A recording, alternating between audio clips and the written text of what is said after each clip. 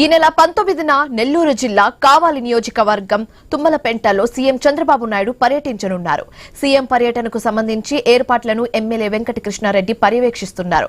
మత్స్యకారుల జీవన భృతి కోసం మత్స్యకార భరోసా నిధులు నేరుగా లబ్దిదారుల ఇళ్ల వద్దకి వెళ్లి అందిస్తామని తెలిపారు. అనంతరం ఏర్పాటు చేసిన సభలో సీఎం ప్రసంగిస్తారని ఎమ్మెల్యే వెంకటకృష్ణారెడ్డి తెలిపారు.